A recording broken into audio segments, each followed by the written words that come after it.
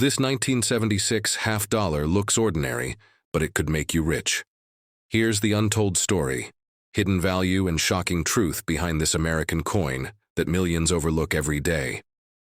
Read carefully as we begin this journey into the world of the 1976 half-dollar coin, a piece of American history that holds not just monetary value, but a deeper story that many coin collectors and history lovers crave to uncover.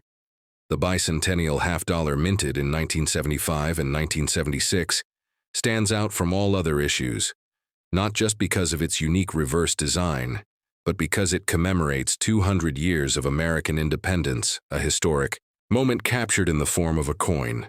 And this coin is more than just metal. It is a symbol of national pride, tradition, and numismatic artistry. Now let us look at the roots of the coin. The half-dollar denomination was first introduced in 1794, but the 1976 version belongs to the Kennedy half-dollar series introduced after the tragic assassination of President John F. Kennedy in 1963. The bicentennial issue, however, replaced the usual reverse design with a new one, showing the Independence Hall in Philadelphia, a building soaked in the essence of American liberty designed by Seth Huntington. The image reflects the spirit of 1776, but the changes do not stop at the reverse. The date on the obverse is also unique. Instead of a single year, it reads 1776 to 1976, making it instantly recognizable to collectors and historians alike. Now dive into the mintage and materials. Millions of these coins were struck by the U.S. Mint in Philadelphia, Denver, and San Francisco, and came in three main types. The copper-nickel clad business strikes made for general circulation, the copper-nickel proof strikes mostly from San Francisco, and the silver-clad versions which contain 40% silver and were primarily intended for collectors. The silver versions are of particular interest because of their intrinsic metal value, especially when silver prices rise. Now let us analyze how to identify these varieties. Look at the edge and weight. Copper nickel-clad coins usually weigh around 11.34 grams, while the 40% silver coins are slightly heavier, and their edges may show less copper color. Spotting a silver-clad coin can often mean you are holding a higher value item in your hands. Many people ignore the coin thinking it is ordinary pocket change, but the silver-clad version and some rare errors are worth significantly more than face value. Speaking of errors, the 1976 half-dollar has had its share of minting mistakes, including double dies, off-center strikes, missing clad layers, and planche errors. Some of these rare errors have sold for hundreds or even thousands of dollars at auction and continue to be highly sought after by collectors. The value of the 1976 half-dollar depends heavily on its type, condition, mint mark, and whether it has any rare errors circulated. Copper-nickel versions are generally worth face value, but high-grade examples can fetch anywhere between $5 to $20, and silver-clad coins, especially those graded MS67 or higher, can range from $25 to several $100s in pristine proof. Deep cameo condition. Some rare varieties like the 1976's no mint mark silver proof or deep cameo designated coins can reach four-figure values. The real question is how to identify and store such coins properly if you are a beginner in coin collecting. Always start with a magnifying glass, a digital scale, and a coin reference guide or grading book. Coins should be stored in acid-free holders and handled with gloves to preserve their condition.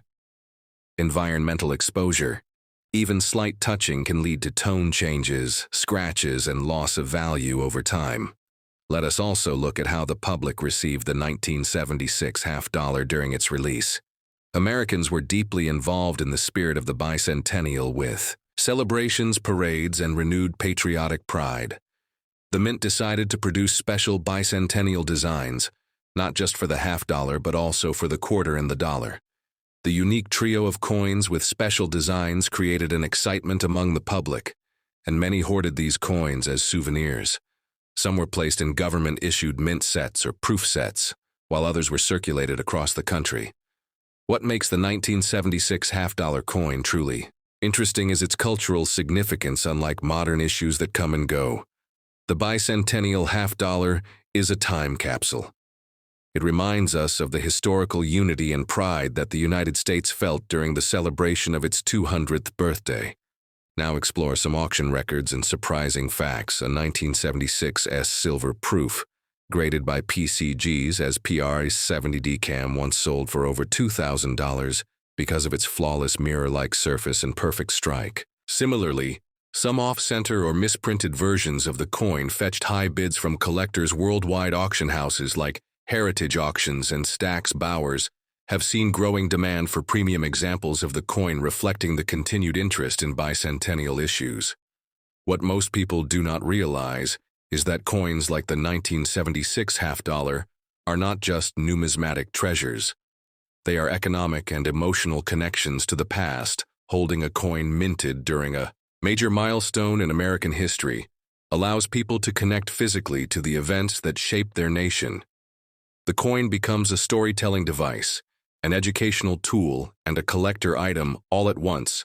As a collector or enthusiast, you should always check your change regularly, because you never know if a 40% silver coin or a rare error is sitting unnoticed in your collection or pocket. The coins can come from inherited jars, flea markets, estate sales, or simply old rolls from the bank. The thrill of the hunt drives many collectors to keep searching, to keep learning, and to keep preserving history. Through coins looking deeper at the production. The Philadelphia Mint did not put mint marks on its coins at that time, so a coin without a mint mark is from Philly. The Denver Mint coins carry the D mark, while San Francisco Mint coins, especially proofs, carry the S mark. Each of these has its own rarity scale depending on the coin type and condition, and knowing the differences between these marks helps in identifying value.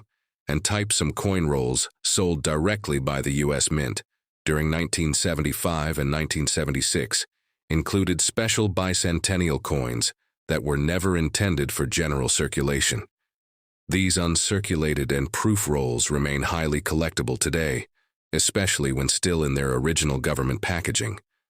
Now talk about grading. The higher the grade, the more valuable the coin. Grades like MS60 to MS70 are assigned based on surface condition, luster strike, and overall eye appeal.